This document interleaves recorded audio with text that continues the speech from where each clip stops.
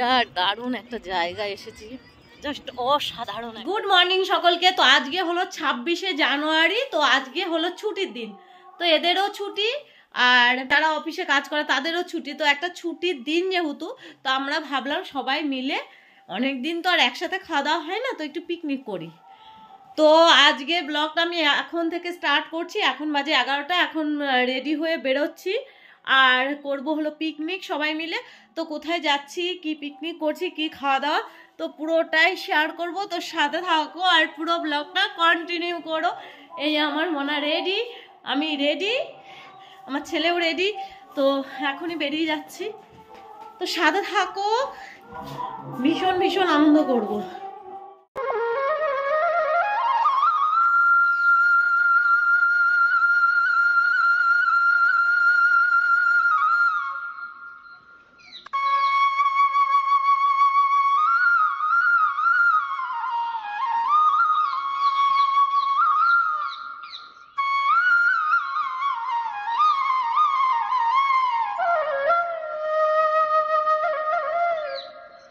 আমরা যে যানবাহনটায় যাব সেটা যদি ঠিক না থাকে, অনেকটা দূরের রাস্তা চলাও যায় না আর বেশ ভালোও লাগে না, মানে চালাতেও মজা লাগে না। তাই গাড়িটা রেখে দিলাম ওখানে। আমি বললাম একটু দেখো, গাড়িটা আওয়াজ হচ্ছে আর আয়নাটাও ভেঙে গেছে, তো ঠিক করতে। তো একটু চালিয়ে দেখছে। তো ও 10 টাকা পিস, তো আচ্ছা 60 টাকা পিস, 10 টাকা পিসের নেই না, 140 টাকা। তাহলে 20 পিস দেন।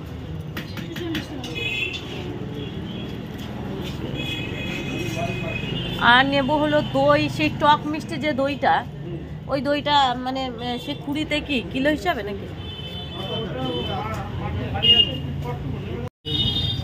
এই যে এই মিষ্টি একই টেস্ট, কোনটা ভালো হবে? এইটা 60 টাকা পিসের, একটু তোলো, একটা তোলো দেখি। আচ্ছা আচ্ছা আচ্ছা, দাও 22 পিস দাও।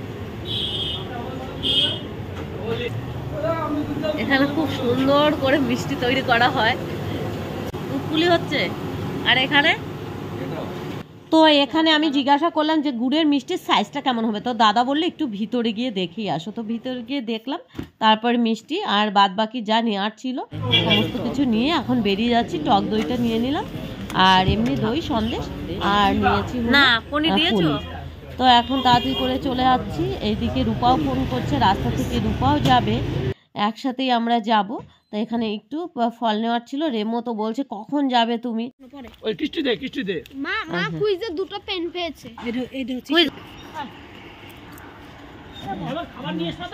কেন তুমি যেতে পারবে না? এবার তোমরা বুঝতে পারছো যে দুই বোন মিলে কোথায় পিকনিকে যাব। তো কোথায় আর যাব বলো, নিজের ফ্যামিলি পিকনিক একটা প্রতি বছরই আমরা করি, আর যেটা না হলে ভালো লাগে না। তো আজকে যেহেতু ছুটির দিন ছিল আর ভাইয়েরও ছুটি, তো আমরা ফ্যামিলি পিকনিক করার জন্যই চলে এসেছি। তো ছাদে সব কিছু মানে চেয়ারগুলোও নেওয়া হয়েছে, মিউজিকও বাজছে, তো ছাদে পিকনিক হবে। ভাইও গুছিয়েছে আর আমরাও চলে আসলাম। কিন্তু ব্যাপার হচ্ছে কি, বাবু স্নান করেছে, এখন কোলে আসতে গিয়ে পাপা করছে। কিন্তু আমরা ভাবলাম ছাদে রান্না করব, তো গ্যাস এখনও আসেনি আর নিচে তো গ্যাস সেট করাই আছে। তো দেখি, তো মা বললো আগে খেয়ে নে, তারপরে গিয়ে তৈরি করবি রান্নার। আর কি হয় বলো তো, শীতের বেলা তো যতই দুই বোনই ধরো স্নান পুজো করে তারপরে আসা হয় না সকালবেলা। তারপরে দেখো খেয়ে নিয়েছি আর তারপরে এখানে সব কিছু মশলাপাতি সব বানানো হচ্ছে। আর এই দিকে হবে হলো চিকেন পকোড়া, আর হবে পাবদা মাছ, আর আছে হলো মটন। তো রান্না বান্না এখন হবে।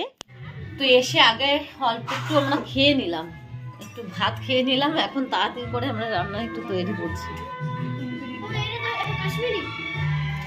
হ্যাঁ এটা কাশ্মীরি। কতগুলো কাশ্মীরি আছে এখানে? আরে এরা মশলা খায় না, রেখে দেয়। আর কি বলো তো, দাঁড়া দেবে, চিকেন পকোড়াটা করবে আমার ছেলে, ওর জন্য এটা দাও ওটা দাও সেটা দাও করছে। তো আমরা একটু তৈরি করে নিই, পরে আবার তোমাদের সামনে আসছি। তো আমাদের গ্যাসটা যেহেতু এখনো আসেনি, তো আমরা ছাদে রান্না করার জন্য যদি বসে থাকি তাহলে হয়তো রান্না শেষ করে খাওয়া দাওয়া করে বাড়ি যেতে পারবো না, যার জন্য আমি নিচেই আমরা রান্নার ব্যবস্থা করে নিচ্ছি। তো আমি আগে পাবদা মাছটা করে ভেজে নিচ্ছি, ভেজে একটু গুছিয়ে নিই, তারপর আস্তে আস্তে নিরামিষ রান্নাটা আগে করব। আবার নিরামিষ রান্না আগে করে নিলে ভালো হতো, কিন্তু সমস্ত কিছু কাটাবাটা হয়নি। আর এই দিকে ও করছে হলো, সে বললাম না ও চিকেন পকোড়া করবে, ওর মানে খুব শখ চিকেন পকোড়া। আমি ভালো পারি মামা, আমি চিকেন পকোড়া করব। তো ওকে দায়িত্ব দেওয়া হয়েছে, ঠিক আছে দেখা যাক ও কী চিকেন পকোড়া করে খাওয়ায় সবাইকে। আর এই দিকে আমি পাবদা মাছটা সুন্দর করে ভেজে নিচ্ছি। কি হয় বলো তো, ছাদে রান্না করলে মনে হতো একটু পিকনিক পিকনিক, কিন্তু ঘরে রান্না করছি। তারপর আমি ভাবলাম যে ঘরে রান্না করে ছাদে গিয়ে আমরা খাবো, জানি না সেটাও আমাদের ভাগ্যে জুটবে কি না। তো এখানে আমরা সবাই ওরা সবাই মানে কেটে বেটে দিচ্ছে, সমস্ত কিছু তৈরি করে দিচ্ছে। আর আমি এদিকে মাছ ভাজা শুরু করেছি, মানে বলতে পারো যে আমাকে হেল্প করছে সবাই। আর তবে রাইসের দায়িত্বটা দিয়ে দিয়েছি রূপার উপরে, যে রূপা রাইসটা করবি আর সমস্ত কিছু আমি করে নেব।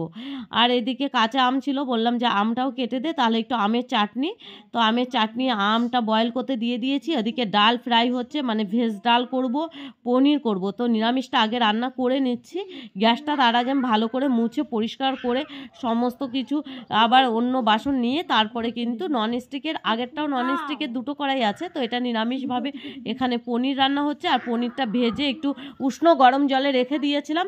তারপরে কাজু আর আদা রসুন বাটা আর মটর আর একটু টমেটো দিয়ে ব্যাস একটা নিরামিষ মটর পনির করছি। আর এটা খেতে কিন্তু বেশ ভালোই হয়েছিল পনিরটা। আর এখানে আসলে আমি রান্না করি। আর এখানে চাটনিও হয়ে গেল, চাটনিতেও চিনি দিয়ে দিলাম। আর চাটনিটাও খুব সুন্দর হয়েছে, একটু খেজুরও দিয়ে দিয়েছি। আর পাঁপড়টাও ভাজা হয়ে গেছে, এখন একটু ড্রাই ফ্রুটস চাটনিতে দিয়ে দিলাম।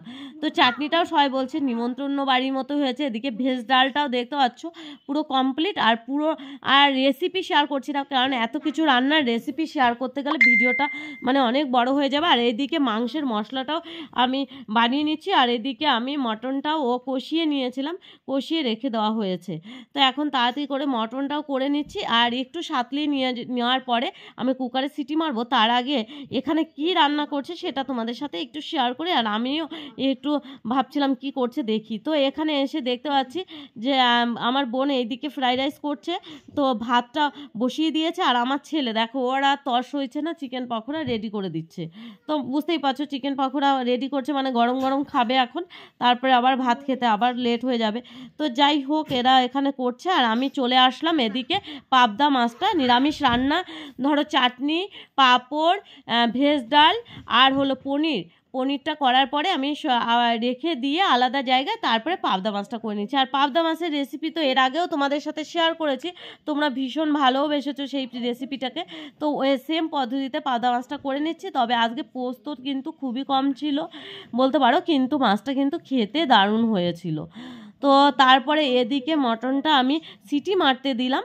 আর পুরো কিচেনটা পুরো ক্লিন করে নিয়েছি। আমার মেয়ে মাঠে ঘুরতে গেছিলো, ফুল নিয়ে এসছে। তো আমারও কেমন যেন ইচ্ছে হলো একটু মাঠে ঘুরে আসি, কারণ আমার রান্না তো কমপ্লিট। এখন আমার বোন ওই দিকে ওদের রাইসটা করছে, তো ওরা রাইসটা করুক। আর কুকারে সিটি মারার পরে আমি কুকারটা ব্যাস অফ করে রেখে দিলাম, যে এবার একটু পরে এসে আমি করবো হলো পকোড়াটা, নিরামিষ পকোড়াটা। এই দিকে হয়ে গেছে চিকেন পকোড়া। তো দুটো চিকেন পকোড়া খেয়ে নিলাম, বললো খেয়ে নাও নাহলে ফুরিয়েই যাবে। তো চিকেন পকোড়া বলো গরম গরম না খেলে ভালো লাগে না, দুটো খেয়ে তারপরে বেরিয়ে পড়লাম। এখন আমরা যাচ্ছি একটু রিলস করব, এত সুন্দর পরিবেশে আসবো, দুটো রিলস করবো না? সেটাই, দুটো রিলস করি, তারপর বাড়ি গিয়ে খাওয়া দাওয়া করে বাড়ি।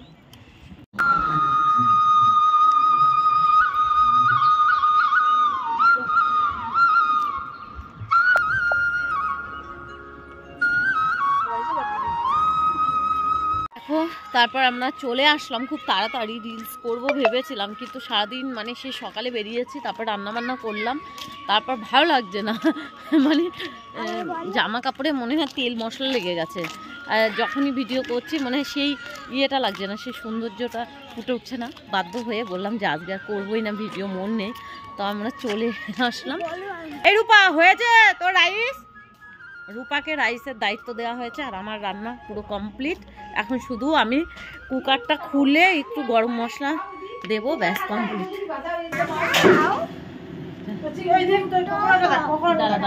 তো ভিতরে এসে দেখি রূপার কাজ তোর কমপ্লিট। এখন হলো দুটো বেগুনি করছিল বাবার জন্য, আর আমি হলো এখন তাড়াতাড়ি করে গরম মশলাটা লাগিয়ে দিচ্ছি, গরম মশলাটা দিয়ে দিচ্ছি ও হলো মটনের ভিতর। আর তারপরে একটু কুকারটা আবার গ্যাসে বসিয়েছিলাম একটু জাস্ট একটু শুকানোর জন্য ঝোলটা। তারপরে হাত ভালো করে ধুয়ে আবার গ্যাসটা পরিষ্কার করা হলো। তারপরে এখন আবার হচ্ছে লঙ্কার পকোড়া। তো এই লঙ্কাগুলো বললো অনেক দিন ছিল, তো আলুও ছিল, তো ঠিক আছে নিরামিষ পকোড়া একটা করে দিচ্ছি। তো এটাও কিন্তু খেতে ভালোই হয়েছিল। আর আমার মেয়ের অবস্থা দেখো, মাছ দেখে আগে 2 হাত পেতে নিয়েছে। ওকে মাংস দে, আর অল্প একটু দে। হ্যাঁ একটু দিদি একটু বেছে দিচ্ছে, ব্যাস বেছে খেতে হয়, বেছে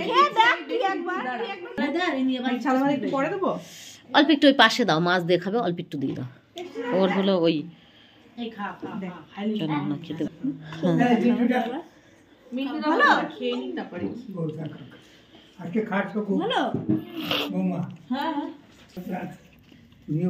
এইটুকুনি খাও, একটু একটু করে, ঠিক আছে?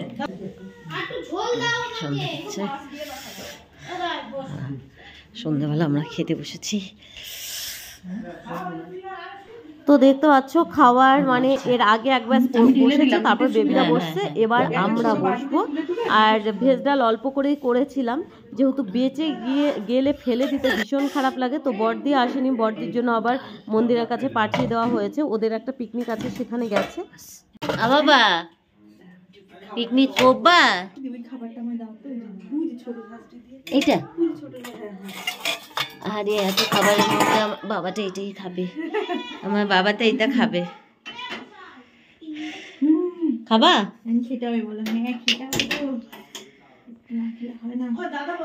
আর এখানে আমার মেয়ে খাচ্ছে, ছেলে খেয়ে উঠে গেছে। মানে আমার ছেলে সেইভাবে খাইনি, চিকেন পকোড়া খেয়েই পেট ভরে গেছে। তো এদিকে আমরা আজকে সাদা ভাত সকালে ছিল কিছুটা, সাদা ভাত আর খাবো না কারণ এখন সন্ধেবেলা। তো বললাম যে আর সাদা ভাত আমরা করিও নি, তো রাইস করা হয়েছে। আর এদিকে আমরাও খেয়ে নিচ্ছি। আর রান্না কেমন হয়েছে বল, একটু খেয়ে যাচ্ছিস? রান্না তো খুব ভালো হয়েছে, একটা জিনিস যেটা বুঝলাম, প্রত্যেকটা রান্না খুব ভালো হয়েছে। দিদি রান্না করেছে, তুই তো রান্না করিস। ঠাকুরের কাছে সন্ধে পুজো নমস্কার করে হট করে ওয়েদারটা দেখতেই পাচ্ছ, রাত হয়ে গেছে, অন্ধকার রাত। এখন আমি বেরোচ্ছি গাড়ি নিয়ে। দেখতে পাচ্ছ রাত হয়ে গেছে, কিন্তু কিছু করার নেই, 7:30 বাজে, রেমো আবার শুয়েই পড়েছিল। তো এখন বেরোচ্ছি, ভালো করে চাদর মুড়ি দিয়ে বেরোবো। আচ্ছা চলো, তো বাড়ি গিয়ে আবার কথা বলছি। এই রেমো আয়। তো শীতের ভিতর স্কুটি চালাতে কষ্ট তো হচ্ছিল, কিন্তু বাতকুলা এসে এই কাকুর হাতের কাজ দেখে সত্যি আমি মুগ্ধ হয়ে গেলাম। তো পুরো ব্লগটাও আমি করেছি, আর ফোনে চার্জও ছিল না, তবু করে আমি শেয়ার করেছি। তো তোমরা চাইলে দেখে নিও। তো আর আমার ফোনে আর চার্জ নেই, বাড়ি গিয়ে ভিডিও করতে পারবো না। তো আজকের মতো টাটা।